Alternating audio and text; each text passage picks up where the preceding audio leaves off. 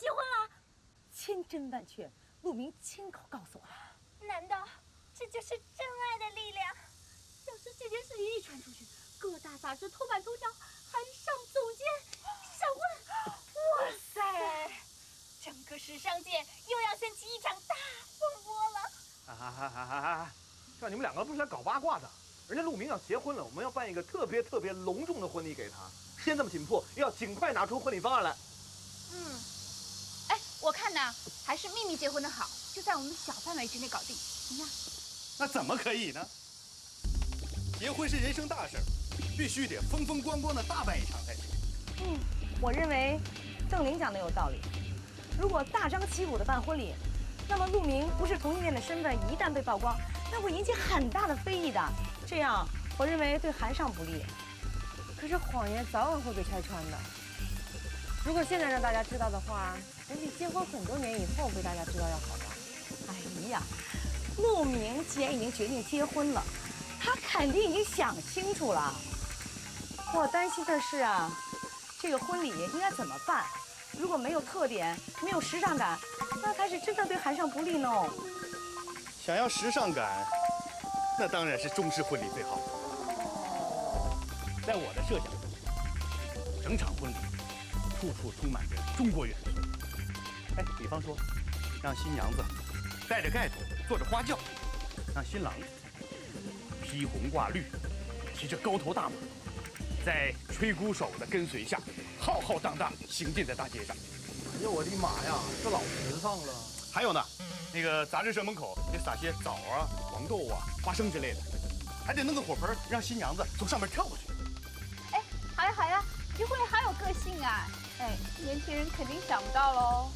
就是怕围观的人堵塞交通，也太老土了吧，多难看呀！我认为西式的婚礼最好了。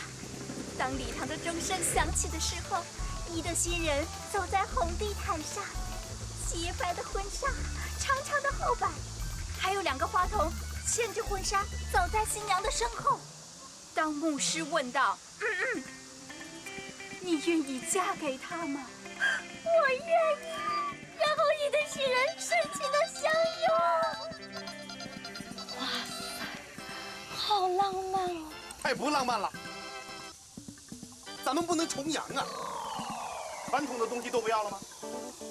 我坚持认为，中式婚礼最好。那也不能太守旧了呀，大喜的日子搞得土里土气的。现在农村都不叫火盆了。你们这不是抬杠吗？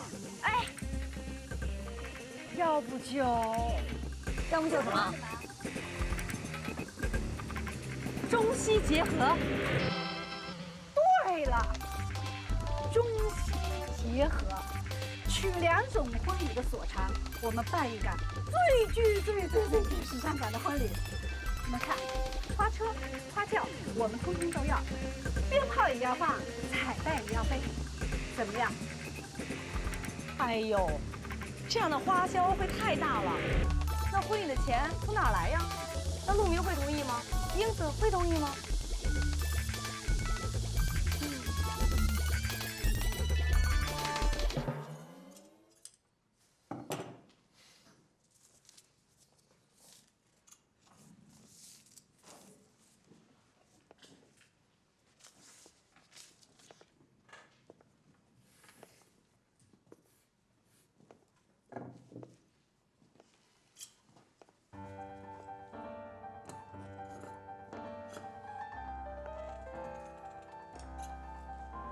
这是给英子做的吗？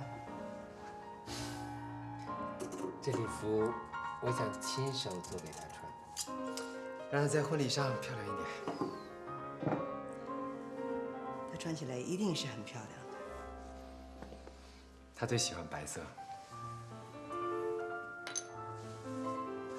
她是一个很幸福的女人。谢谢，我会好好待她的。陆明，现在大伙儿都在忙着帮你筹备婚礼呢。如果说这个消息传了出去，大家对你质疑的话，你会怎么想？你是说，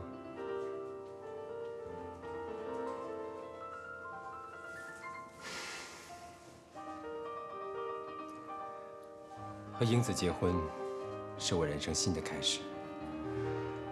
不管别人说什么，我会勇敢地生活下去，继续我钟爱的事业。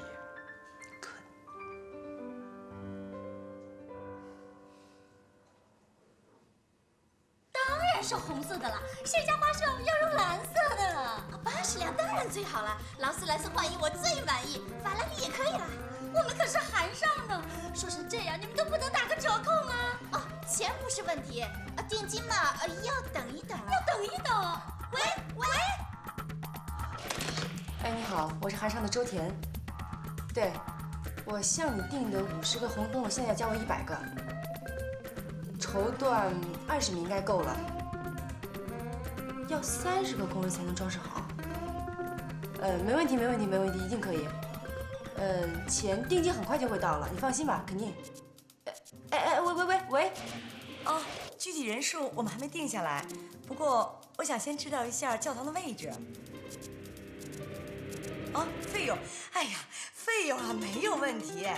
不过我们韩上是很有知名度的，你要想象一下，对于你们贵公司的广告效益是……哎，喂，搞什么嘛？非要搞什么中西合璧，都忙活了一天了，什么都找不着。是啊，我只是说要80辆劳斯莱斯幻影而已，他们以为我们无聊开玩笑，我还嫌少呢。都是那乔美美害的。她说她能找来钱办婚礼，还说花多少钱都不在乎。我看她是在吹牛。就是嘛，还私封什么婚礼策划人，到现在1分钱都没有看到，还让我们到处瞎忙活。到底要办成什么样子，我估计他自己都不清楚。哎，主编干嘛那么相信他呀？还把所有权利都交给他。是啊，婚礼的日期马上就要到了，这要是办不成功，可怎么向陆明交代呀？谁知道这个乔美美搞什么名堂？看来只能听天由命了。真没想到，你是我们5个人当中最早结婚的一个。甜甜，我怎么觉得我现在好紧张呀？紧张什么呀？什么都不要怕，相信自己，选择陆明没有错。我是不是太冲动了？英子，你是我们5个人当中最冷静，也是最明白自己想要什么的一个人。真的一定要相信自己，绝对是没有选错的。我知道我选择陆明没有错，可是我们这么快结婚，我怕周围的人受不了。当然不会了，我们羡慕都来不及呢。真的？嗯。